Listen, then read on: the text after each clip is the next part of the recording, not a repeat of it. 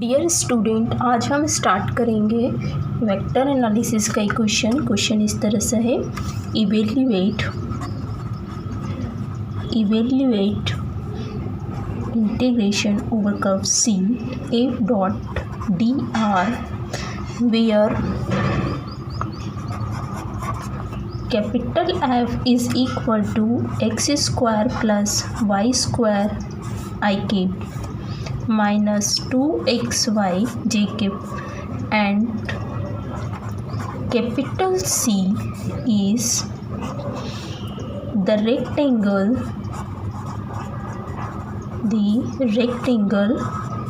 in xy plane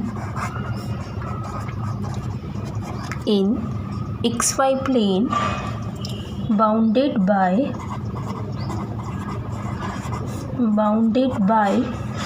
y is equal to 0, x is equal to a, y is equal to b and x is equal to 0। इस question में हमें F dot D R integration over the C हमें find करना है। Capital F की value given है और बताया है कि C is the rectangle. C जो कर्व है वो एक रेक्टेंगल है एक्स वाई प्लेन में और ये लाइंस की इक्वेशंस भी हमें दी हुई है। तो सबसे पहले हम इसको ड्रॉ कर सकते हैं। एक्स वाई प्लेन की बात हो रही है तो ये एक्स वाई प्लेन है हमारा, X axis and Y axis. y is equal to 0 meaning ये वाली लाइन ये हमारी ओरिजिन है 0,0 टू a सपोज ये हमारा y इज इक्वल टू 0 वाली line. x is equal to a मतलब यहाँ हमारा पॉइंट अगर a है a, 0 y क्योंकि 0 है इससे हमने एक लाइन खींची a। इस लाइन पर पूरा x is equal to a है, y is equal to b meaning ये वाली लाइन इसको अगर हमने मिला दिया आपस में y is equal to B. Suppose यहाँ एक पॉइंट है b and this is point c। Coordinate of b is X axis पे वैल्यू a है और y की b है तो कोऑर्डिनेट्स इसके हो जाएंगे a, b। इसी तरह से c के जो कोऑर्डिनेट होंगे इस पूरी y एक्सिस पे x 0 होता है, x is equal to 0 it means c के कोऑर्डिनेट x तो 0 है और y की वैल्यू यहाँ पर b है तो c का कोऑर्डिनेट हो जाएगा 0, b। तो ये हमारा ओरिजिन है ओ, इसके कोऑर्डिनेट से 0, 0। पॉइंट ए के हमारे कोऑर्डिनेट हुए a, 0, बी के हुए a, b एंड सी के 0, b। नेक्स्ट अब हमें क्या करना है, एफ डॉट डी आर की वैल्यू फाइंड आउट करनी है। तो सबसे पहले आर वेक्टर आर आपको पता होगा, पोजीशन वेक्टर आर हमारा होता है x I plus Y J plus Z के। बट यहाँ पर जब हम बात कर रहे हैं एक्स वाई प्लेन की तो हम एक्स आई प्लस वाई जे ही लेंगे, जेड एक्सिस यहाँ पर नहीं है। देन डी आर हमें चाहिए, डी आर मीनिंग डिफ्रेंशिएशन जब हम उनका सेल्फ के रिस्पेक्ट में करेंगे D X I and D Y G. हमें फाइंड आउट करना था F dot D R. D R हमारे पास है, एफ की वैल्यू क्वेश्चन में गिवन है। सबसे पहले इन दोनों का हम डॉट प्रोडक्ट निकाल लेते हैं। It means F dot D R की वैल्यू हमें फाइंड करनी है। F dot D R, F की वैल्यू हमने पुट कर दी X square plus Y square into I minus 2xy J dot D R की वैल्यू मैं नीचे लिख देती हूँ D X I plus D Y J. जब डॉट प्रोडक्ट करते हैं तो I dot I 1 and J dot J, इसे हम थोड़ा सा क्लोज ब्रैकेट भी बना सकते हैं, इससे कुछ प्रॉब्लम नहीं। ठीक है, D X I plus D Y J. X का I dot I 1 it means X square plus Y square into D X minus 2xy J dot J 1 it means D Y. तो हमारे पास F dot D R की value आ गई है। Next अब हम क्या निकालेंगे, सी कर्व सी के ऊपर इंटीग्रेशन है एफ डॉट डी आर। तो यहाँ जो कर्व सी है वो हमारा 4 पार्ट में डिवाइड है। पहला जो कर्व है हमारा सपोज ये C1 है, ये C2, C3 एंड C4।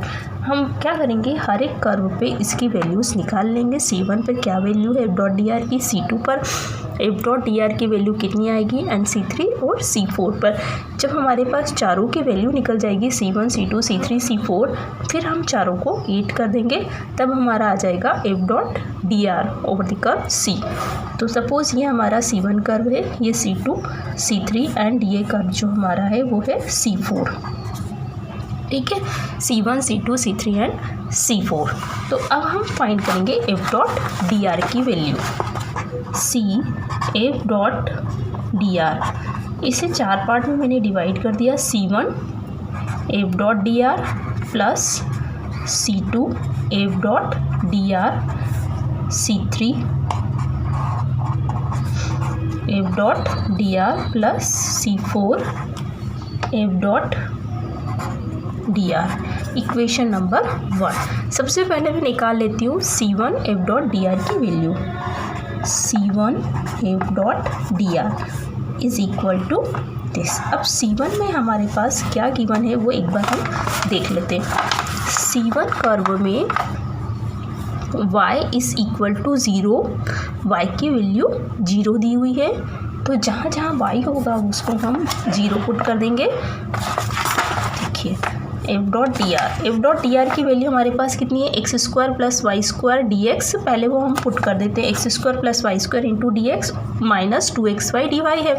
अब इन्होंने क्या बोला है कि C1 कर्व में y 0 है, तो यहाँ पे y की वैल्यू 0 हो जाएगी, इधर भी y की वैल्यू 0। इट मीन्स ये वाला पार्ट तो पूरा 0 हो गया और यहाँ पर सिर्फ बचेगा x² dx। अब ये जो इंटीग्रेशन है वो x पे वेरी हो रहा है, तो हम यहाँ पर लिमिट किसकी पुट करेंगे, x की लिमिट पुट करेंगे। तो यहाँ अगर हम देखें तो x जो है इस पूरी लाइन पे 0 से a तक जा रहा है। x की वैल्यू 0 टू a है, तो लिमिट जो हमारी होगी 0 टू a x² dx। इसका इंटीग्रेशन निकालना बहुत ईजी है, तो ये हो जाएगा x³ इंटीग्रेशन की लिमिट है 0 to a। Upper limit minus lower limit, upper limit पे पुट करेंगे तो वैल्यू मिलेगी, लोअर लिमिट पे तो 0 है। It means a³/3। तो C1 f.dr की वैल्यू आ गई a³/3। इसी तरह से अब हम निकालेंगे C2 की वैल्यू। C2 f.dr, तो हम देखते हैं C2 पे क्या वैल्यू है। C2 कर्व को हम देखें तो यहाँ पर x की वैल्यू कितनी है, a, जो कि एक कांस्टेंट है। जब हम इसका डिफरेंशिएशन लेंगे तो dx इज इक्वल टू 0 हो जाएगा, मीनिंग C2 कर्व में dx की वैल्यू 0 होगी। तो अब हम ये देखते हैं कि f.dr कितना है। f.dr में x² plus Y square dx minus 2xy dy दिया हुआ है। तो अब हमने देखा कि इस C2 कर्व में dx की वैल्यू तो 0 है, तो dx के प्लेस पे 0 पुट कर देंगे और ये वाली टर्म हमारी पूरी 0 हो जाएगी। सिर्फ क्या बचेगा, माइनस 2xy dy, और x इज इक्वल टू कितना दिया हुआ है, a, तो x की वैल्यू a पुट कर देंगे। ठीक है, तो C2 f.dr is equal to integration क्या दिया हुआ है, minus 2xy dy minus 2x, x की वैल्यू कितनी दी हुई है वहाँ पर, a, y एंड dy। अब ये जो इंटीग्रेशन हमारा है वो किस पे वेरी कर रहा है, y पे वेरी कर रहा है, तो y की लिमिट हम यहाँ पर पुट करेंगे। तो y की लिमिट कितनी है इस वाले इंटीग्रेशन में, अब y देखो 0 से b तक जा रहा है, y की जो लिमिट है 0 टू b, तो हम यहाँ पर इसको पुट कर देते हैं 0 टू b। अब इसका इंटीग्रेशन कर देंगे तो 2a y का कितना होगा, y²/2, लिमिट कितनी है 0 टू b, 0 टू b, 2 से 2 कैंसिल हो जाएगा। अपर लिमिट पे वैल्यू मिलेगी, लोअर लिमिट पे वैल्यू 0 है, minus sign as it is. अब यहाँ पर हम b पुट करेंगे तो क्या आएगा, ab² माइनस साइन पहले का है AB²। तो C2F.dr की वैल्यू आ गई माइनस AB²। अब हम निकालेंगे C3F.dr। तो C3 के लिए हम वापस इस कर्व की तरफ चलते हैं। C3 में y की वैल्यू कितनी दी हुई है b। इट मीन्स जब हम इसका डिफरेंशिएशन करेंगे dy, तो dy कितना हो जाएगा 0। y is equal to b है, जब डिफ्रेंशिएशन करेंगे तो dy इज इक्वल टू 0। तो F.dr की वैल्यू में dy की वैल्यू कितनी हो गई 0 हो जाएगी। सिर्फ हमें मिलेगा x² + y² इंटू dx, और y की वैल्यू कितनी है b। ये हम पुट कर देंगे इसमें C3 में। निकालते हम C3F.dr।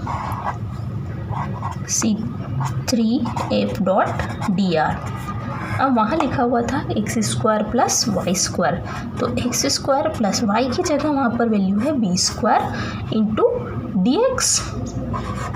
ठीक है, अब ये जो इंटीग्रेशन है वो x पे वेरी कर रहा है, तो x की लिमिट क्या होगी C3 कर्व में। देखो C3 कर्व में x की वैल्यू कितनी होगी। अब हम इधर से यहाँ से जा रहे हैं, तो लोअर लिमिट इसे बोलेंगे और अपर लिमिट ये होगी। तो x की जो लोअर लिमिट है वो a है और अपर लिमिट कितनी है 0।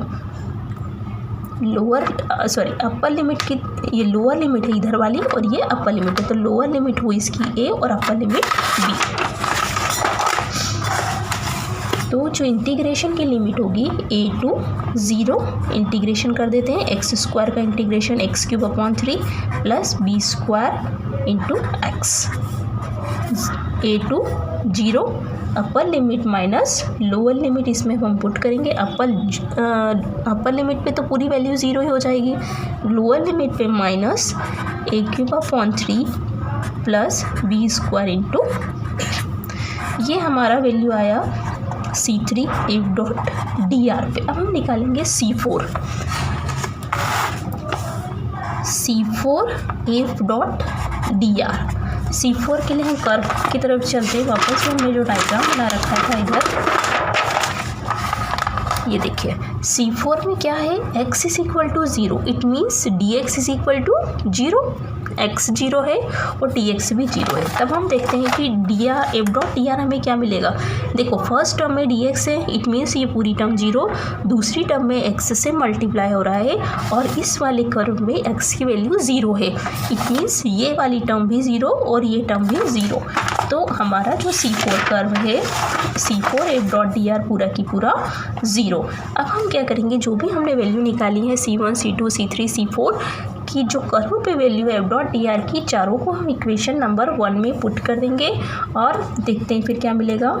इधर हमारा है C_F.dr is equal to, first term में हमें मिला था a³/3, दूसरी टर्म में मिला था -ab², तीसरी टर्म में हम अगर खोल के लिख दें उसको तो वो लिखा था a³/3 -2ab²। सॉरी -b² है, ये -b², ये इससे कैंसिल हो जाएगा। ये -ab² है, ये भी -ab² है, इट मीन्स आंसर कितना हो गया आपका -2ab²। ये हमारा आंसर है। Thank you for watching my video. I hope आपको समझ में आया होगा। Thank you.